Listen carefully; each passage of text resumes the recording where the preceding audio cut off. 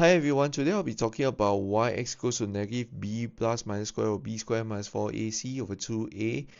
So if you have seen this before, this is actually the quadratic formula that we use for solving quadratic equations. Alright, so the plan of attack for this derivation is actually to use completing a square. However, we won't be going into the details of completing a square in order to keep the video simple. Alright. So, unsurprisingly, we're going to be starting from the general quadratic equation ax squared plus bx plus c equals to 0. So let's begin. Alright, so here we have ax squared plus bx plus c equals to 0, and the first step would actually to be to factor out the a. Alright, so we have a of x squared plus b over a x plus c over a equals to 0.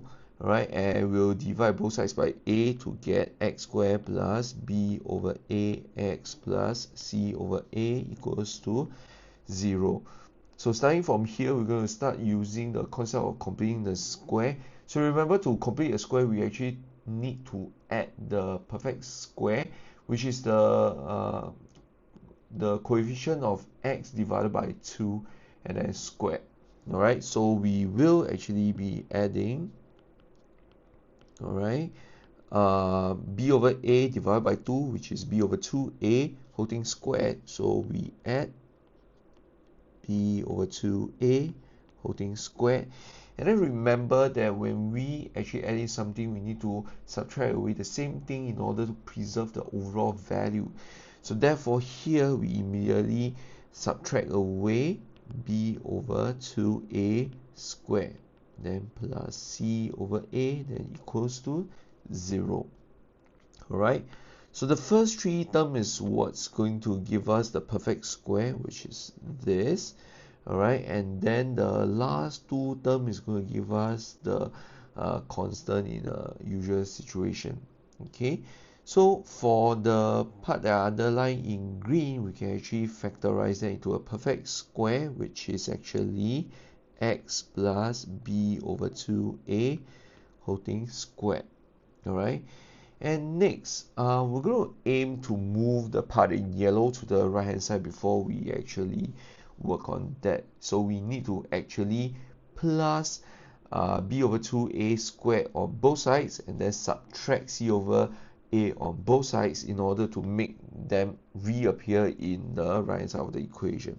Alright, so we'll have b over 2a whole thing square on the right hand side, and then we also have minus c over a on the right hand side. Alright, next, before we square root both sides, we need to first work on the right hand side of the equation first. Okay, so I'm going to rewrite the left hand side of the equation. Okay, and on the right hand side, what we'll do is actually to square the b. Right, so b squared over 2a squared will be 4a squared. Alright, and now that I know that the first fraction has a denominator of 4a squared, what I'll do for the second fraction is actually to multiply 4a top and bottom. So that's that, and then perhaps I'll just move the a little bit to the right, so free up some space to write 4a. Okay, so we multiply 4a top and bottom in order to make a common denominator. So I have 4a squared in the denominator and then 4ac in the numerator before I actually try to combine them. So I'm going to rewrite the left hand side of the equation again. Alright, on the right hand side I'll have 4a squared in the denominator, and then of course in the numerator I have b squared minus 4ac. Alright, so here we are starting to see some things taking shape.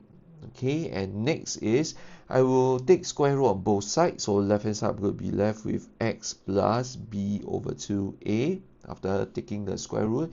And on the right hand side, remember, if we square root both sides, we're going to have to add in the plus minus and then square roots of b squared minus 4ac over 4a squared. Now the next step, I'm going to need a very special result. So what happens is this is a separate result, and if let's say we have square root of a over b is actually equals to square root of a over square root of b. Now I'm not going to elaborate on this. This is actually a concept that is covered in additional mathematics in the chapter for certs. Alright, so we're just going to take the result and use it.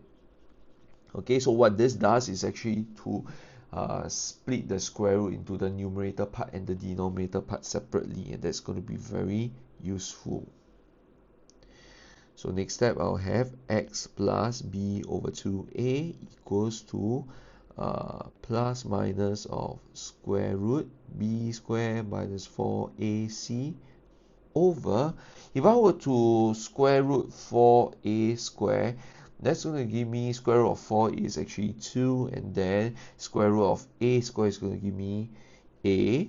Alright, and then I'm going to subtract b over 2a on both sides in order to isolate the x.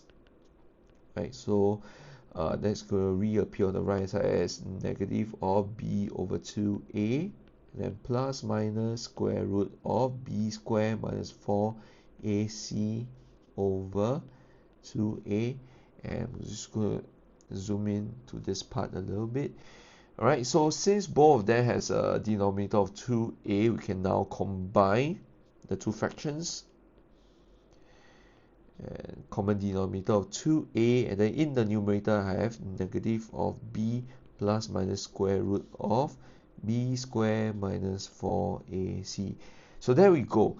Starting from a x squared plus bx plus c equals to 0, after we apply completing a square, somewhere in the middle of the steps we will arrive at the quadratic formula. X equals to negative b plus minus square root of b squared minus 4ac over 2a. So it's shown that this is actually not by magic, and this is something that is mathematically sound, and it arrives at the useful quadratic formula. Alright, so I hope you gain some insight into how this quadratic formula is derived, and hopefully you realize that it is not something that appears by magic, and it is something that you can use for solving quadratic equations. So until the next video, do practice more of solving quadratic equations using quadratic formula, and until then, take care and goodbye.